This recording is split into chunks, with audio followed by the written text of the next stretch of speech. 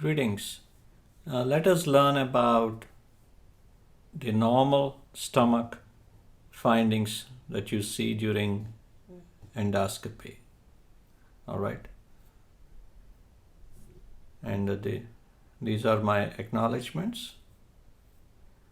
And the learning objective is to identify endoscopic anatomy of stomach and the duodenum. So it's very important as an endoscopy technician or as a nurse to figure out what is happening in the stomach, where the biopsies were taken, and you should be able to figure out that without even endoscopist telling you where the biopsies were taken. So in order to do that, let us learn the anatomy of the stomach properly. So once we come down the esophagus and go through the gastroesophageal junction and enter the stomach, the first segment is known as cardia of the stomach, and this is what cardia looks like. A couple of folds are seen, and you may be seeing down the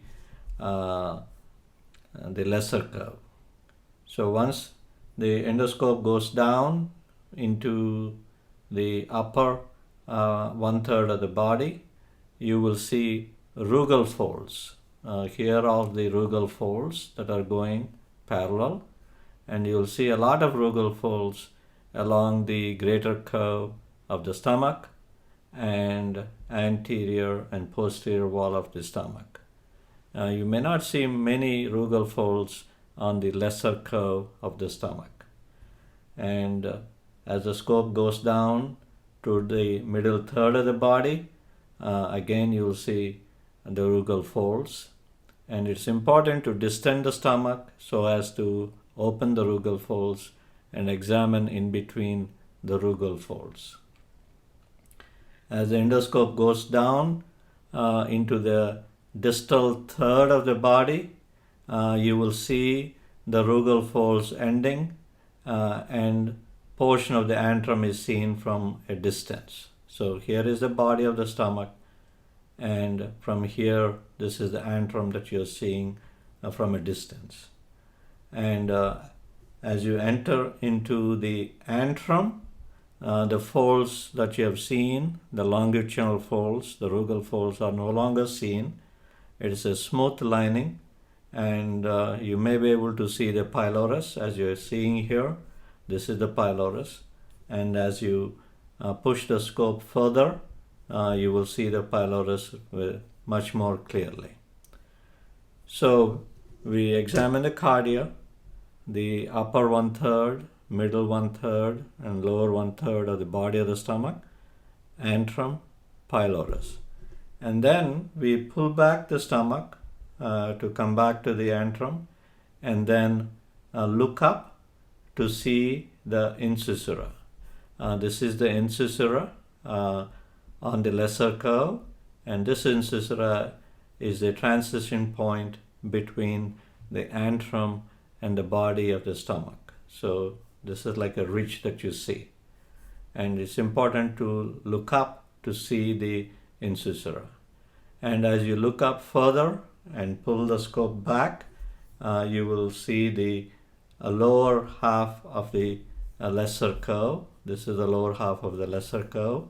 This is the incisura, and then you're seeing the lower half of the lesser curve. And as you continue to look up all the way to the maximum and pull back, you reach the upper half of the lesser curve, close to the cardia and the GE junction, and that's what you're seeing here. This is the upper half of the lesser curve, and this is the cardia here, and then this is the GE junction. And then you see the scope. This portion of the scope is what you're seeing here. And then after you've done that, you rotate to the right, and then you flip the scope from this direction to this direction here, as you can see, and then you see the fundus of the stomach. That's the fundus of the stomach, and that's what you see. It's again smooth. The rugal folds end here. The fundus is also pretty smooth with no folds. And then you push the scope, you keep the upward angulation and push the scope down. And as you push the scope down, you see the greater curve here. This is what the greater curve is. And then slowly try to straighten the scope as you push further down, and then you see a lot more of the greater curve and a lot more of the stomach all the way from below up. And then you straighten the scope, get back into the antrum, and go down to the pylorus, and then peep into the bulb. And I want to make a point here. If you attach a cap at the end of the scope, it helps you examine the bulb much better because it allows the scope to stay there and not slip back. And this is very useful technique to attach a hood or a cap at the end of the scope, and then you can see the bulb. This is the posterior wall, this is the anterior wall. And then as you go down and rotate to enter the descending duodenum, you see the circular folds of the duodenum, and as you keep pushing the scope down, you enter the third portion of the duodenum, again circular folds. And then when you pull the scope back, I want to make a comment about how do you, in the body of the stomach, how do you figure out when you're looking down antegrade, which one is lesser curve, which one is greater curve, which one is anterior wall, which one is posterior wall, because this is important to describe your pathology in the body of the stomach. So let us talk about this. So here is the body of the stomach. You have the rugal folds. You may not have many rugal folds on the lesser curve, and this is the lesser curve, this is the greater curve, and then to the left of the lesser curve, when you're looking down antegrade, that is the anterior portion of the stomach, anterior wall of the stomach, and on the right side is the posterior wall of the stomach.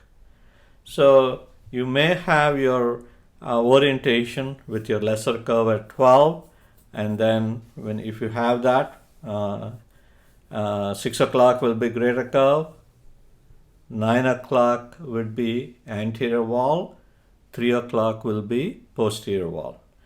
Sometimes the stomach has a weird configuration. It may not allow you to do that, but say for example, in this case, you have the lesser curve on this side, and then the greater curve on this side, and this is the anterior wall, and this is the posterior wall. So let us look at it. So that's a greater curve. It's very easy to identify long rugal folds running along the wall parallel to the scope. Opposite to that is the lesser curve, and to the left of lesser curve and greater curve is the anterior wall, and to the right is the posterior wall. So if you take out a polyp and you want to describe a lesion, you want to say I'm in the body of the stomach at 55 centimeters from the incisors, anterior wall or posterior wall, lesser curve or greater curve. And if you can actually put lesser curve at 12 o'clock to take a picture, you can describe the lesion using the face of the clock. That way, whoever is going to follow up the patient, if he follows the same rules of engagement, he can find the lesion for surveillance or for further management. I hope this is useful. Thank you.